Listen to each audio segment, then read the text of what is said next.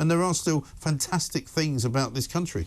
One of them was Michael Parkinson, who died this morning, or we were told he died at the age of 88, shortly after the show started this morning. He was probably one of the most famous faces of British television. Now, some of you might not be old enough to remember him, but I mean, he's very much part of my regular sort of Saturday night television appointments to watch, when the BBC was one of the few channels that was even on, and you would sort of put BBC News on at 6 o'clock, and you'd kind of Saturday night would be Morecambe and Wise, it would be Match of the Day, it would be Michael Parkinson, you know. It was one of those just iconic things that everybody watched. Ali Ross is here, TV critic at The Sun. Ali, it's a very sad day. Michael Parkinson, a giant of a man, really, a fantastic interview. Sort of interviewed everybody that ever was. And some of the interviews went not quite as well as he thought they might do. And that was kind of part of the charm, wasn't it? He took real chances. That was part of it. He had this pick of the golden age of Hollywood, people like James Cagney, but he would also say to people like Rod Hull and Emu, come on. And I think he possibly regretted it for the rest of his life. Yes, and he famously was attacked. It's a magical piece of television. Yeah, it really was. And there were so many magical pieces. He had Muhammad Ali on more than once, I think. And Ali sort of got what Parkinson was and would kind of toy with him and sort of almost flirt with him in some ways. And it always made for a fascinating kind of joust to watch two people trying to sort of, you know, outdo one another. Yeah, same with Brian Clough as well. This was in an era before PR had got hold of the television and media industry and effectively destroyed this strand of television. So huge stars like Jimmy Cagney would come on just because he wanted to chat. Yeah, he had no film to promote. He'd been long retired by that point, but he had a story to tell about the golden era of Hollywood and how this kid from the East Coast with nothing had become a huge star. And Parky was the perfect venue to do it because he was an interviewer who was capable of listening.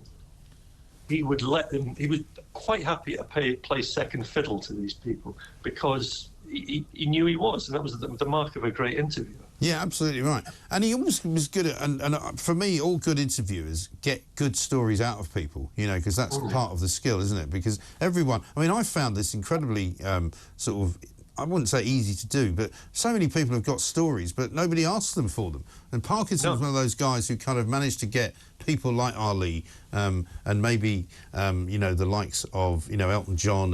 And I remember one of the Elton John interviews where he said, you know, what about this story, Elton, about you spending £250,000 on flowers, you know, which we later found out was something completely different. But he said, I just really like flowers. And it was just one of those great moments where you kind of went, well, all right.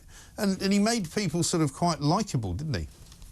The thing about Parky was, and I'll say this as a mark of professional pride, he was with the tabloids and the Daily Express in Manchester. Yeah. So he'd come up from the age of 16 when his dad had put him off becoming a miner.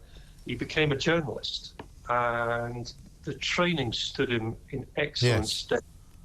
Yes. He was also, and I think this will be his greatest achievement, was the discovery. He took chances, as we'd said. He put Billy Connolly in Scotland, and overnight he became a superstar across the whole of Britain and then ultimately the world. And he didn't just change Billy Connolly's life with that. I think he changed the whole history of comedy. Yeah. He changed stand-up. It's a remarkable legacy for the man. It really is. And it kind of became the show, as I was saying. I mean, I don't know if you're probably possibly a little bit younger than me. Most people are. But Saturday night was very much a family in front of the television night, wasn't it? You know, I remember growing up, when I was sort of in, you know, early 70s, mid-70s, we would just sit there glued to the television. You know, you'd be watching Morecambe and Wise. I can't remember if Parkinson was on before Match of the Day, I think it was. And he'd watch Parkinson, then Match of the Day would be on. And it was just a kind of a very much of a tradition. It was a rite of passage as well. It was like your bar mitzvah when you were allowed to stay up and become a man because you were old enough to watch Parkinson, who some weeks would just have a hypnotist on. Right. Incredible. It was more left field than we remember. Yes. Yeah, and of course, who can forget the Meg Ryan interview? You know, where she got very testy And it was one of the most awkward pieces of television of all time, but it was kind of fascinating at the same time. I think Parky would possibly have been one of the first to admit he was better at interviewing men than he was women. Yes. Because he fancied quite a lot of the female guests on the show. I mean, he did let himself down a bit with Meg Ryan, didn't he?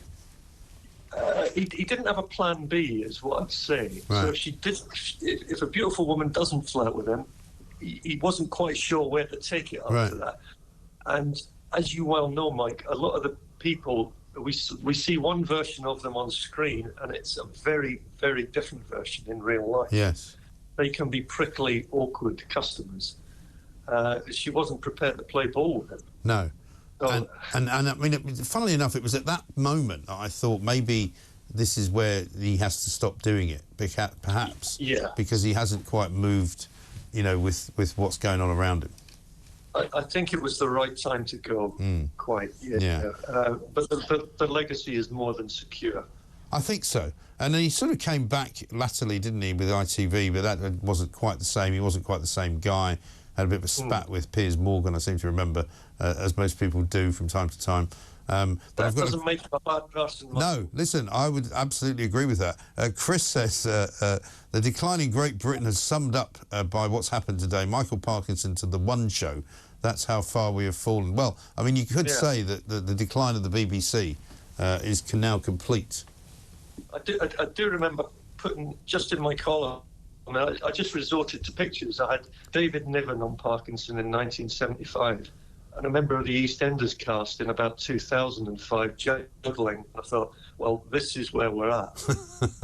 David Niven, one of the great raconteurs and war hero, and Hollywood giant, and a member of a soap opera juggling. And I think the pictures didn't get... It wasn't him that got small, it was the pictures, darling. Yes, exactly right.